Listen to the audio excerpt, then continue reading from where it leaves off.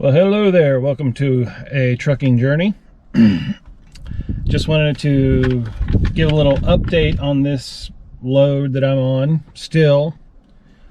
No word yesterday, pretty much. Apparently the brokers just send an email to the receiver and don't bother to follow up with a phone call or try to get a hold of a live person. It's just ridiculous, you know.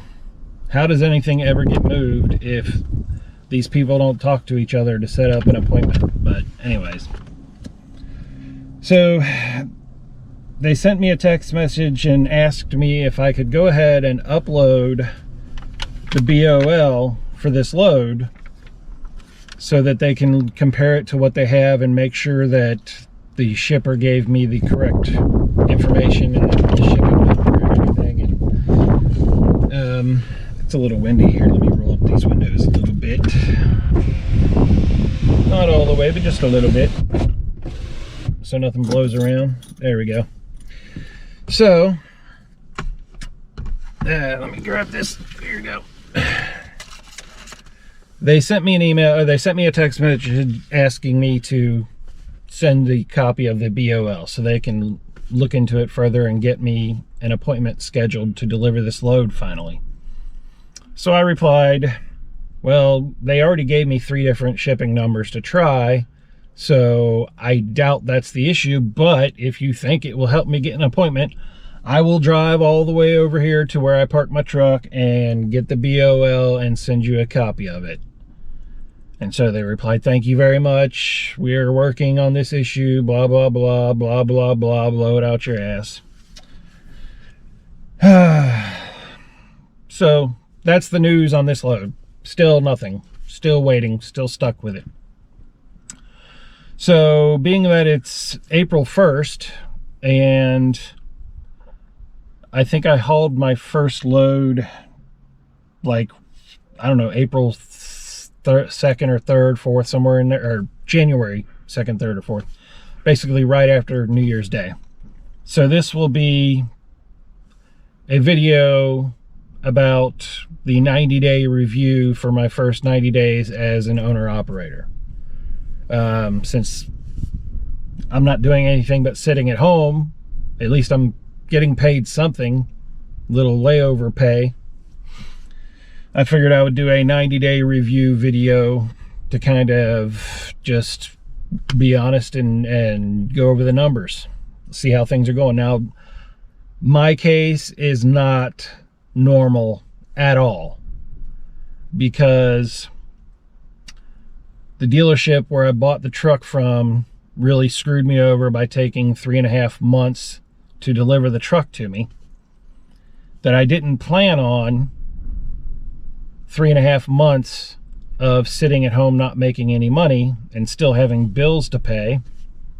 So I had to use up some of the money that I had saved to buy my IRP plates, my IFTA, you know, other stuff that you need to buy, that you need to pay for when you're starting up your own trucking company.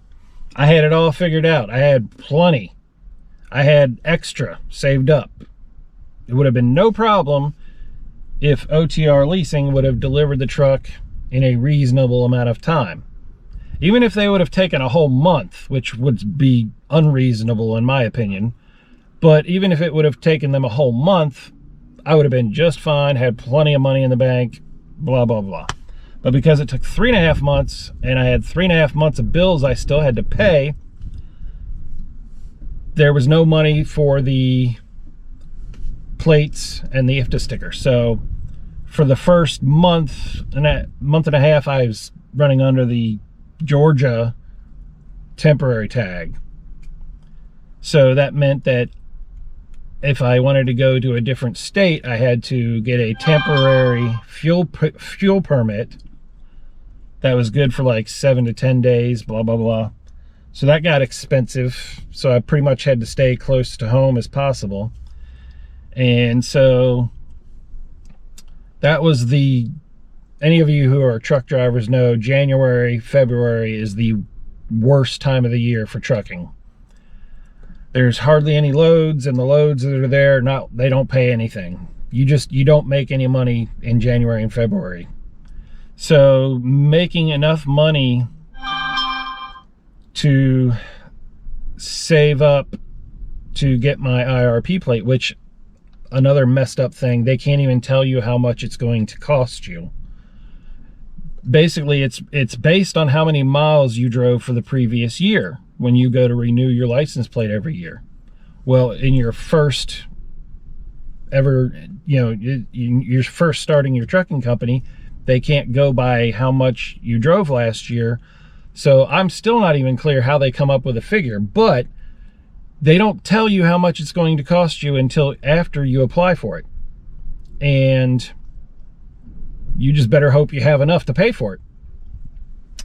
So I probably have had enough, but I want to be sure, because the other thing is, you can't just go to your normal local DMV branch close to your house.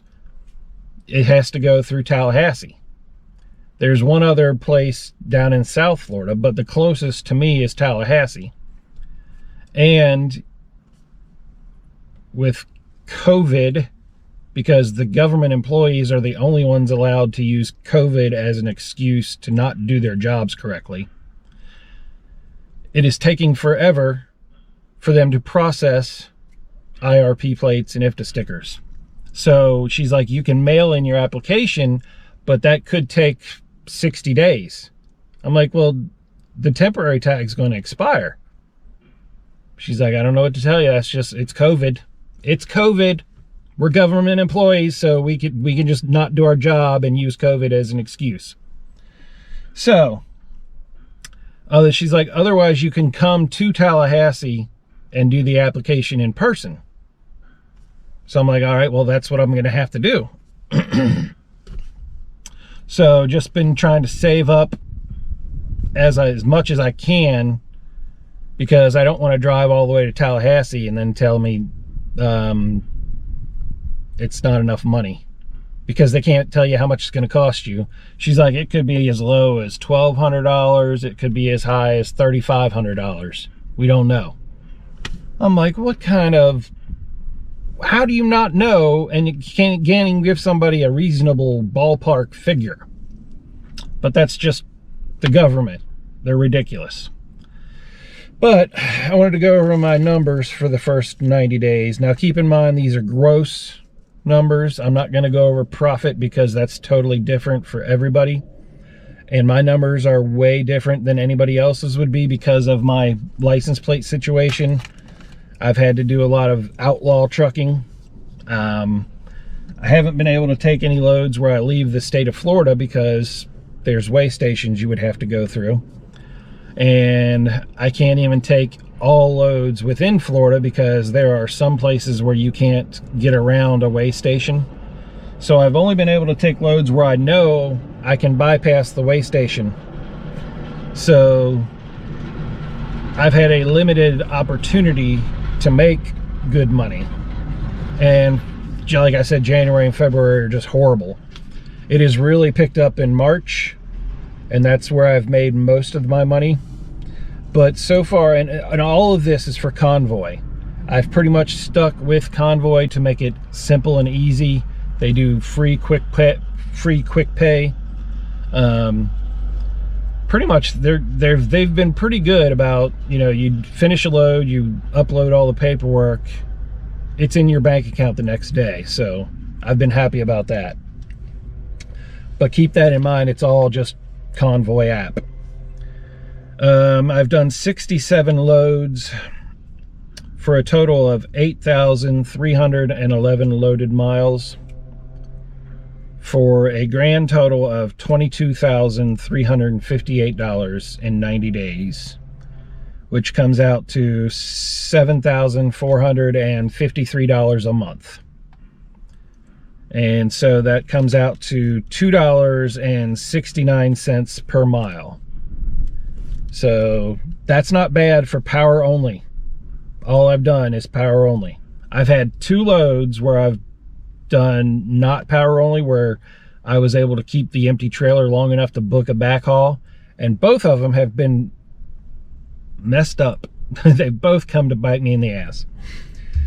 This one I'm on right now, and there was another one where it canceled the night before and caught, you know, it's been a hassle.